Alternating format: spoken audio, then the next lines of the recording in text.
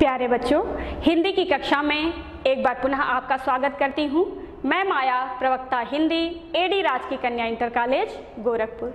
बच्चों, आज हमारे अध्ययन और अध्यापन का विषय है संत कबीरदास द्वारा रचित साखी। बच्चों, साखी हम लोग दो भागों में पढ़ रहे हैं। आज यह दूसरा भाग है। प्रथम भाग में हम लोगों ने क्या पढ़ा था, उस पर एक दृष्टि डालते हैं। कबीरदास का जीवन परिचय हम लोगों ने जाना था, आपके साहित्यिक योगदान को हम लोगों ने जाना था, साखी में क्या विशेष बातें हैं उससे हम लोग परिचित हुए थे, और साखी शब्द का अर्थ क्या है इसे हम लोगों ने जाना था। बच्चों, कबीरदास निर्गुण काव्यधारा के ज्ञानाश्रयी शाखा के प्रतिनिधि कवि हैं। इनकी रचनाओं में दो भाव मिलते हैं, एक भक्ति भावना तो दूसरा सामाजिक सुधार की भावना। बच्चों, कबीरदास आजीवन सामाजिक धार्मिक रूढ़ियों, पाखंडों, अंधविश्वासों, बाह्याडंबरों का विरोध किए। एक तरफ उन्होंने यह कहा कि पाथर पूजे हर मिले तो मैं पूजूं पहाड़, घर की चकिया काहुन पूजे पिस खाए संसार। तो दूसरी तरफ उन्होंने यह कहा कि काकर पाथर जोड़कर मस्जिद दिया बनाए, ताचढ़ मुल्ला बाग दे क्या बहरा हुआ खुदा। इस प्रकार बच्चों, कबीरदास किसी जाति धर्म संप्रदाय में नहीं बंधे। इनका एक ही धर्म था और वह है मानव धर्म। इसीलिए बच्चों, यह कालजयी हैं, यह प्रासंगिक हैं, स्मरणीय हैं और अनुकरणीय हैं। बच्चों, साखी के अंतर्गत जिन दोहों की व्याख्या हम लोगों ने जाना था उस पर एक दृष्टि डालते हैं। बच्चों, साखी में कबीरदास ने उसी तथ्य को रखा है जिसे उन्होंने स्वयं अनुभूति किया, स्वयं साक्षात्कार किया था। उसी सत्य की अभिव्यक्ति साखी में कबीरदास ने किया है। इसीलिए इन्होंने यह लिखा है कि साखी आखी ज्ञान की। जिन दोहों को हम लोगों ने पढ़ा था उस पर एक दृष्टि डालते हैं। कबीरदास अपने गुरु पर अपने आप को न्यौछावर कर देना चाहते हैं, क्योंकि गुरु ने ही उन्हें मनुष्य से देवता बनाया और गुरु ने ही वह दिव्य दृष्टि दिया जिसके कारण उन्हें परमात्मा का साक्षात्कार हो पाया, और गुरु ने ही ज्ञान रूपी दीपक दिया जिसके प्रकाश से इस संसार के जन्म मरण के चक्र से वह मुक्त हो पाए और इस संसार के भव सागर से वह उबर पाए। कबीरदास का यह कहना है कि ईश्वर के ही नाम का सदैव चिंतन करना चाहिए, संसार के किसी अन्य विषय वस्तु, किसी अन्य भाव का चिंतन नहीं करना चाहिए, क्योंकि ईश्वर के ही चिंतन से इस संसार रूपी भव सागर से मुक्त हो पाएंगे। इसके साथ ही इन्होंने यह भी कहा है कि ईश्वर के नाम का स्मरण करते करते हमारे अंदर के अहंकार जो है वह समाप्त हो जाता है और आत्मा और परमात्मा दोनों का विभेद करना संभव नहीं है, दोनों का विभेद समाप्त हो जाता है।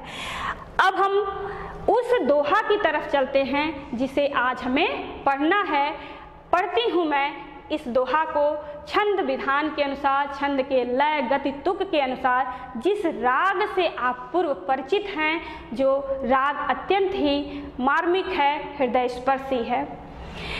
कबीर सुता क्या करे काहे न देखे जागी, जाके संग तै बिछुड़िया ताही के संग लाग, ताही के संग लाग। के सो कही कही कूकिए ना सोइए असरा, रात दिवस के कुकड़े कबहू लगे पुकार, कबहू लगे पुकार। इस दोहा में कबीरदास मनुष्य को चिताए हैं, क्या चिताए हैं? कबीर सुता क्या करें। कबीरदास जी कह रहे हैं कि हे मनुष्य, भ्रम में सोए हुए तुम क्या कर रहे हो? क्यों अपना जीवन व्यर्थ कर रहे हो? काहे न देखे जाग, क्यों नहीं इस संसार के मोह माया भ्रम को त्याग करके, जाग करके इस सत्यता को देख रहे हो। यहाँ जागने का अर्थ है ज्ञान प्राप्त करके क्यों नहीं इस सत्यता को देख रहे हो? किस सत्यता को? जाके संग तय बिछुड़िया ताहि के संग लागी। यह आत्मा और परमात्मा दोनों एक ही है, दोनों का अस्तित्व एक ही है, क्योंकि आत्मा या शरीर धारण करके इस संसार में आकर के मोह माया भ्रम में फंस करके परमात्मा से बिछड़ गई है।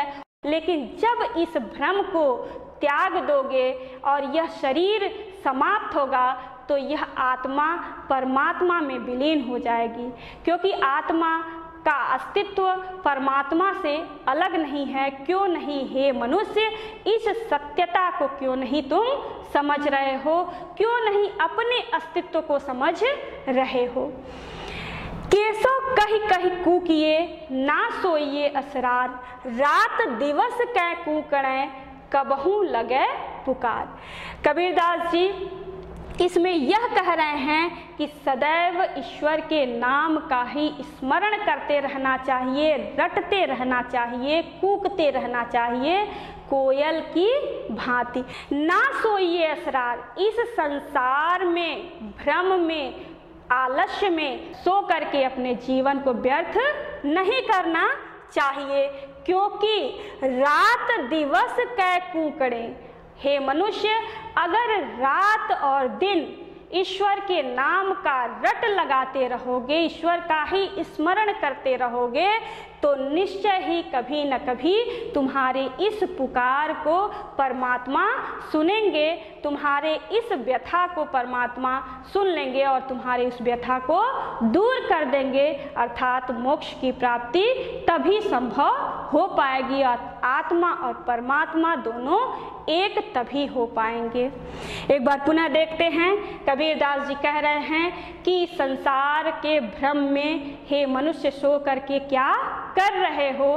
क्यों नहीं इस सत्यता को जान रहे हो? क्यों नहीं अपने अस्तित्व को समझ रहे हो?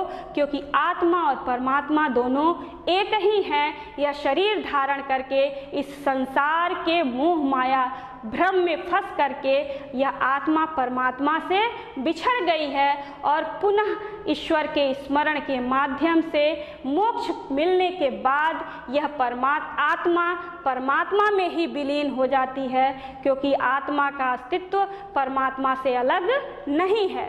कबीरदास जी कह रहे हैं कि सदैव ही ईश्वर के ही नाम का स्मरण करते रहना चाहिए, रटते रहना चाहिए, मधुर ध्वनि करते रहना चाहिए। आलस्य में भ्रम में सो करके अपने समय को व्यर्थ नहीं करना चाहिए, अपने जीवन को व्यर्थ नहीं करना चाहिए। और जब हम रात दिन ईश्वर के ही नाम का स्मरण करते रहेंगे तो निश्चय ही परमात्मा कभी न कभी उस पुकार को सुनेंगे और हमारी व्यथा को दूर करेंगे, अर्थात मोक्ष की प्राप्ति संभव हो पाएगी। अब हम आगे बढ़ते हैं बच्चों और जानते हैं इस दोहा के काव्य सौंदर्य को। कवि द्वारा इसमें यह बताया गया है कि जीवात्मा परमात्मा का अंश है। दूसरे में यह बताया गया है कि आलस्य का त्याग करते हुए सदैव ईश्वर के नाम का स्मरण करना चाहिए। बच्चों, भाषा सधुक्कड़ी है। पूरे साखी में जितने दोहे हैं उनकी भाषा सधुक्कड़ी है। रस भी पूरे साखी में शांत रस है, क्योंकि तत्व ज्ञान की बात कही गई है, सांसारिक विरक्ति की बात कही गई है। छंद दोहा है। पूरे साखी में दोहा छंद का प्रयोग किया गया है। पूरे साखी में गुण प्रसाद है। अलंकारों में अंतर है। हर दोहा में अलग अलग अलंकार का प्रयोग किया गया है। इस दोहा में अन्योक्ति अलंकार है, अनुप्रास अलंकार है, पुनरुक्ति प्रकाश अलंकार है। अन्योक्ति अलंकार इसलिए है बच्चों क्योंकि अन्य उक्ति किसी अन्य बात के माध्यम से कोई अन्य बात कही गई है। उपमान के माध्यम से उपमेय की बात कही गई है, इसलिए इसमें अन्योक्ति अलंकार है। अनुप्रास अलंकार है केशव कही कही कूकिए, क वर्ण की आवृत्ति है, इसलिए इसमें अनुप्रास अलंकार है। और पुनरुक्ति प्रकाश अलंकार है कही कही, एक ही शब्द का प्रयोग 2 बार किया गया है, इसलिए इसमें पुनरुक्ति प्रकाश अलंकार है। अब हम आगे बढ़ते हैं अगले दोहे की तरफ। यहु तन जरों मसी करों, लिखो राम का नाम, लेखन करो करंक की, लिखी लिखी राम पठाओ, लिखी लिखी राम पठाओ। कै विरहनी को मीच दे, कै आपा दिखलाय, 8 पहर का दाझड़ा, मुँह पे सहा न जाए, मुँह पे सहा न जाए। इसमें दोनों दोहा में विरह व्यथा की अभिव्यक्ति है। जीवात्मा परमात्मा के लिए विरह में किस प्रकार व्यथित है, उसी की अभिव्यक्ति की गई है। यहु तन जरो मसी करो, इस कबीरदास जी कह रहे हैं कि मैं अपने इस शरीर को जला करके, मसी का अर्थ है स्याही, स्याही बनाऊंगा। साधक किस प्रकार से अपनी साधना को व्यक्त कर रहा है, कबीरदास जी कह रहे हैं कि मैं इस शरीर को जला करके उसका स्याही बनाऊंगा। लेखन करो करंक की, और उस जलाने के शरीर को जलाने के बाद जो हड्डी बच जा रही है, उस हड्डी से मैं लेखनी बनाऊंगा, कलम बनाऊंगा। करंक का अर्थ है हड्डी।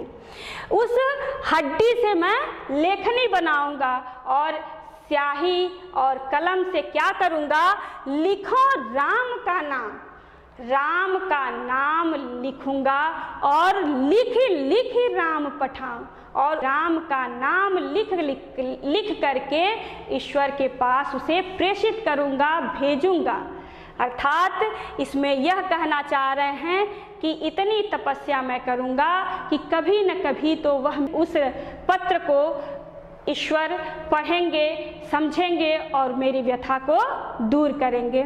एक बार और देखते हैं, कबीरदास जी कह रहे हैं कि मैं अपने शरीर को जला करके राख बनाऊंगा और जलाने के बाद जो हड्डी बच जाएगी उस हड्डी से मैं कलम बनाऊंगा और उस शरीर रूपी स्याही और हड्डी रूपी कलम से मैं राम का नाम लिखूंगा और राम का नाम लिख लिख करके बार बार मैं उसे ईश्वर के पास, परमात्मा के पास भेजूंगा। कभी न कभी तो वह मेरे पत्र को देखेंगे, मेरे विरह व्यथा को देखेंगे, समझेंगे और मुझे अपना दर्शन देंगे, अर्थात मुझे मोक्ष प्रदान करेंगे। कै विरहनी को मीच दे, कै आपा दिखलाए। इसमें जीवात्मा रूपी विरहणी अपनी व्यथा को किस प्रकार व्यक्त कर रही हैं। कबीरदास जी कह रहे हैं कि कै अथवा या मुझ जीवात्मा रूपी विरहणी को मीच दे का अर्थ है मृत्यु दे दो। हे परमात्मा, मुझ आत्मा रूपी विरहणी को या तो मृत्यु दे दो, कै आपा दिखलाओ, आपा का अर्थ है अपना, या फिर मुझे अपना दर्शन दे दो। 2 ही विकल्प है, या तो मुझ जीवात्मा रूपी विरहणी को मृत्यु दे दो या तो अपना दर्शन दे दो। क्यों? 8 पहर का दाझड़ा मुँह पे सहया न जाए। 8 पहर, दिन में 4 पहर और रात में 4 पहर, दोनों को मिला करके 24 घंटे में 8 पहर होते हैं। इसलिए वह दिनों रात का जो विरह की अग्नि में जीवात्मा रूपी विरहणी जल रही है, अब वह मुझसे सहा नहीं जाता। इसलिए हे परमात्मा, या तो मुझे मृत्यु दे दो या अपना दर्शन दे दो। अब हम आगे बढ़ते हैं। और इस दोहा के काव्य सौंदर्य की तरफ चलते हैं बच्चों। रस, छंद, गुण और भाषा पूरे साखी में एक ही है, तो उसकी पुनरावृत्ति हम नहीं करेंगे, अलंकारों पे चर्चा करते चलेंगे। इसमें बच्चों आत्मा की परमात्मा के प्रति विरह भावना की अभिव्यक्ति हुई है, और अलंकार है अनुप्रास, पुनरुक्ति, प्रकाश और लोकोक्ति। अनुप्रास अलंकार है करो करंक की, कवर्ण की आवृत्ति है। लिखी लिखी में पुनरुक्ति प्रकाश अलंकार है, क्योंकि एक ही शब्द 2 बार प्रयोग हुआ है। और 8 पहर का दांझड़ा, यह लोकोक्ति है। अब हम आगे बढ़ते हैं। कबीर रेख सिंदूर की, काजल दिया न जाय, नैन रमैया रमी रहिया, दूजा कहाँ समाय, दूजा कहाँ समाय। पानी ही तय हिम भया, हिम हुए गया बिलाय, जो कुछ था सोई भया, अब कुछ कहा न जाए, अब कुछ कहा न जाए। इसमें प्रेम की अनन्यता का वर्णन है। परमात्मा से आत्मा प्रेम किस स्तर तक करती है, इस बात की अभिव्यक्ति कवि ने किया है। कबीर रेख सिंदूर की, कबीरदास जी कह रहे हैं कि सौभाग्यवती स्त्री सिंदूर को, सौभाग्य सूचक सिंदूर को जिस स्थान पर लगाती है, उस स्थान पर काजल नहीं लगाया जा सकता। जिस स्थान पर सिंदूर लगाया जाता है, उस स्थान पर जिस प्रकार से काजल नहीं लगाया जा सकता, उसी प्रकार से कबीरदास जी कह रहे हैं कि नैन रमैया रमी रहिया, मेरे आँखों में भी राम बस गए हैं, परमात्मा बस गए हैं, दूजा कहाँ समाए। अब उस आँख में संसार रूपी मोह माया विषय वासना का कोई स्थान नहीं है।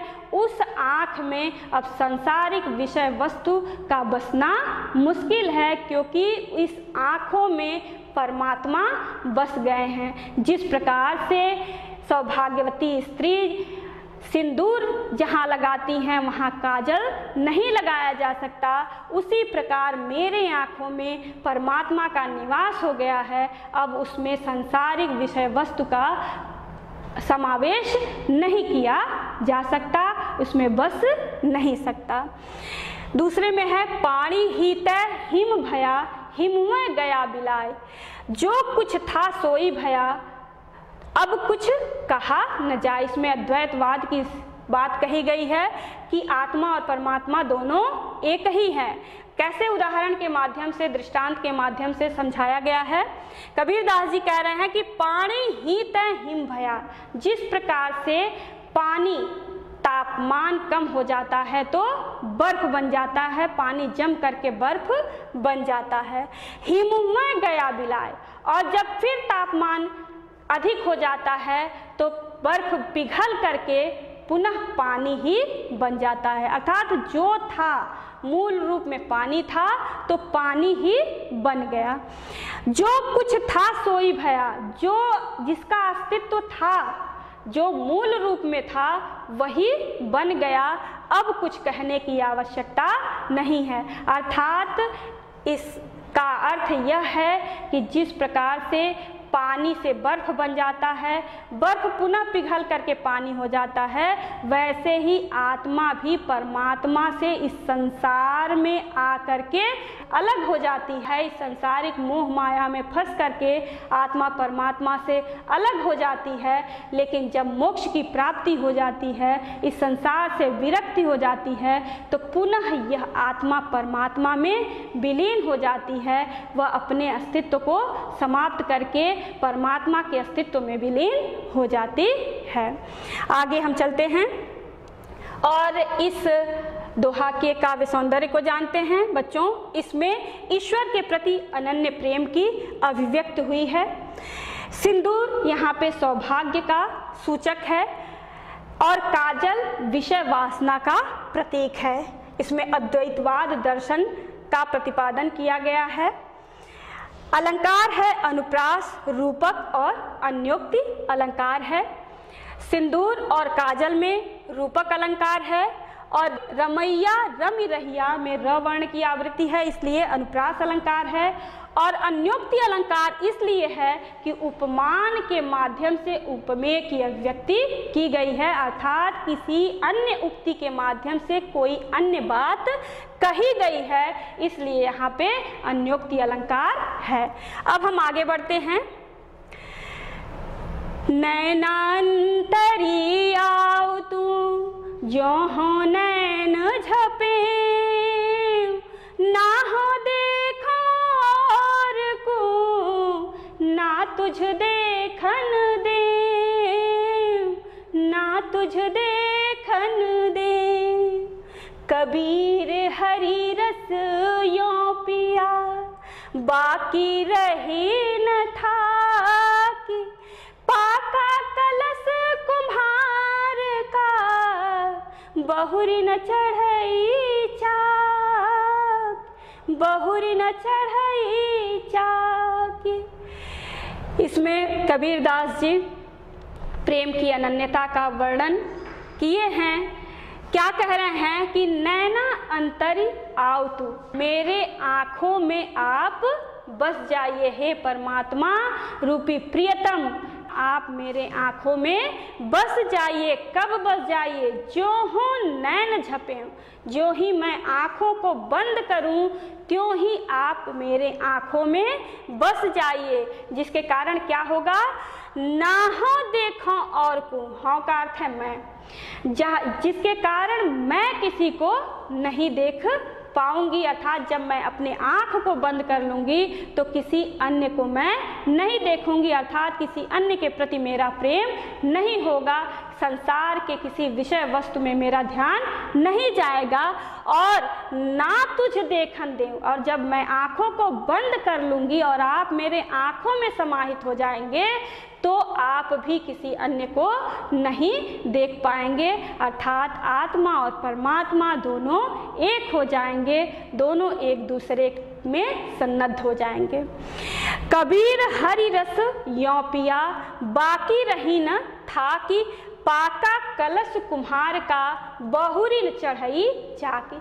कबीरदास जी कह रहे हैं कि हरि रस यों पिया, जब से ईश्वर के प्रेम का, भक्ति का रस पी लिया है, भक्ति रूपी रस को पी लिया है, तब से बाकी रही न था कि, अब मेरी कोई तृष्णा नहीं रह गई है, इस संसार के प्रति कोई मोह मेरा नहीं रह गया है, अब मेरी कोई प्यास अतिरिक्त नहीं रह गई है।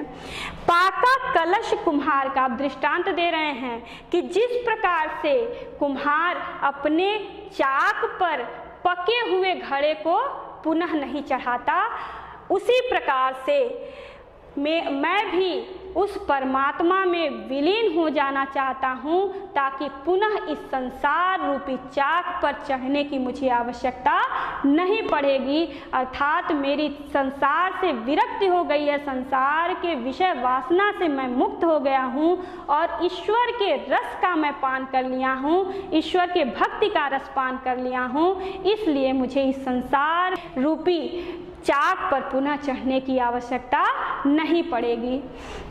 इस दोहा के काव्य सौंदर्य को जानते हैं बच्चों। इसमें प्रेम की अनन्यता का स्वाभाविक एवं मर्म स्पर्शी चित्रण किया गया है। ईश्वर प्रेम से मनुष्य जन्म मरण के चक्र से मुक्त हो जाता है। और अलंकार है अनुप्रास, रूपक और दृष्टांत। अनुप्रास है अंतरि आव और देखन देव में, और हरि रस भक्ति रूपी रस है, तो यहाँ रूपक अलंकार है। उपमेय में उपमान का भेद रहित आरोप है, इसलिए इसमें रूपक अलंकार है। और यहाँ दृष्टांत दिया गया है, इसलिए यहाँ पे दृष्टांत अलंकार है। आगे हम बढ़ते हैं। हेरत हेरत हे सखी, रहया कबीर हिराय, बूद समाणी समद में, हेरी जाय, शोकत हेरी जाय। कबीर यहु घर प्रेम का, खाला का घर नाय। शीस उतारे हाथ करी, सो बैठे घर माँ, सो बैठे घर माँ। कबीरदास जी कह रहे हैं कि आत्मा और परमात्मा दोनों एक ही है। कैसे दोनों का अस्तित्व एक में विलीन हो जाता है, इस बात को इस दोहा के माध्यम से कबीरदास कह रहे हैं कि हेरत हेरत हे सखी, हे जीवात्मा रूपी सखी, मैं परमात्मा को खोजते खोजते कब स्वयं उसी में विलीन हो गया। कैसे, किस प्रकार से विलीन हो गया? बूंद समानी समद में जिस प्रकार से एक बूंद समुद्र में गिर जाती है, समुद्र में मिल जाती है, तो उसे खोजा नहीं जा सकता, उसके अस्तित्व को विलग नहीं किया जा सकता, अलग नहीं किया जा सकता। उसी प्रकार से यह आत्मा भी परमात्मा में जब विलीन हो जाती है तो उसे अलग नहीं किया जा सकता, वह परमात्मा का ही अंश हो जाती है। समुद्र में जिस प्रकार से एक बूंद का अस्तित्व विलीन हो जाती है, वैसे ही आत्मा का अस्तित्व परमात्मा में विलीन हो जाती है। हे सखी, इसी तरह से मैं ईश्वर का को खोजते खोजते, ईश्वर का स्मरण करते करते उसी में विलीन हो गई। कबीर यह घर है प्रेम का, खाला का घर नाही। शीस उतारे हाथ कर, सो बैठे घर माही। कबीरदास जी यहाँ प्रेम को महत्वपूर्ण मानते हुए कह रहे हैं कि यह ईश्वर का जो घर है वह प्रेम का घर है, वह किसी खाला यानी मौसी का घर नहीं है, जिसमें बिना किसी प्रयास के, बिना किसी कार्य के आसानी से प्रवेश कर जाए। यह ईश्वर के प्रेम का घर है, तो यहाँ कुछ हटाना पड़ेगा। क्या हटाना पड़ेगा? शीस उतारे हाथ कर। शीस उतारे का अर्थ है यहाँ अहंकार को समाप्त जो कर लेता है, वही इस ईश्वर के प्रेम के घर में प्रवेश कर पाता है।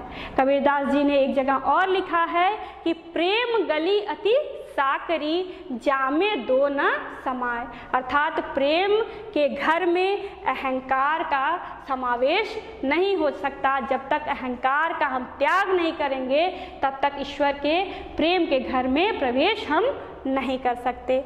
आगे बढ़ते हैं, इसके काव्य सौंदर्य को जानते हैं। इसमें आत्मा परमात्मा के एक रूपता का वर्णन किया गया है। समुद्र परमात्मा का प्रतीक है और बूंद जीवात्मा का प्रतीक है। इसमें ईश्वर के प्रेम को पाने के लिए अहम को मिटाने का भाव व्यक्त किया गया है। पुनरुक्ति प्रकाश अलंकार है, दृष्टांत अलंकार है और अनुप्रास अलंकार है। हेरत हेरत पुनरुक्ति प्रकाश अलंकार है।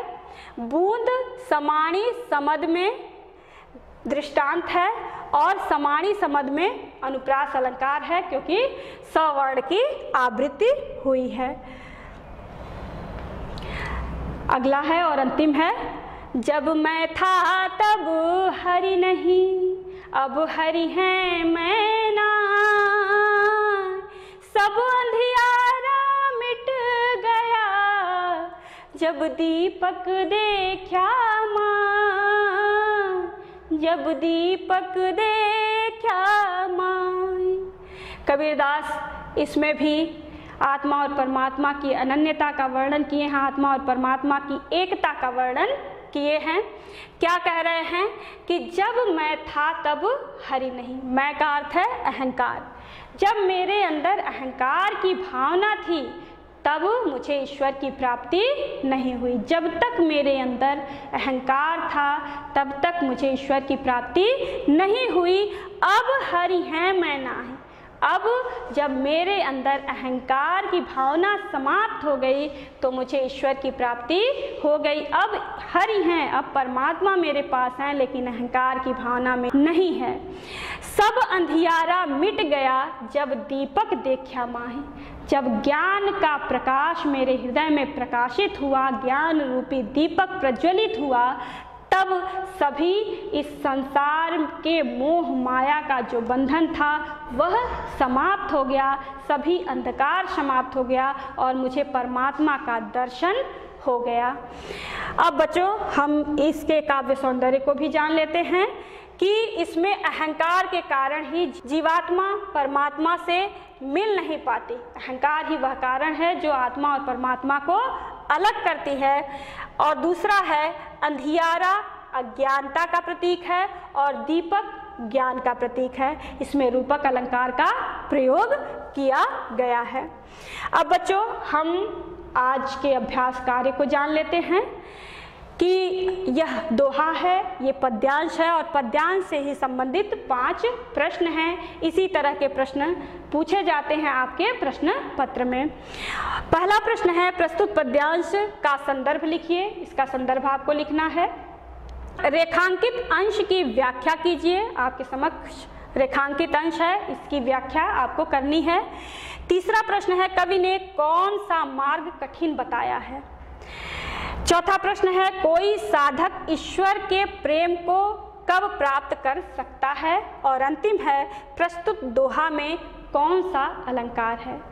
बच्चों, इस प्रकार हम साखी पढ़ चुके, निश्चय ही आपको समझ में आया होगा। अब तीसरे भाग में हम लोग पदावली पढ़ेंगे। तब तक के लिए खुश रहिए। धन्यवाद।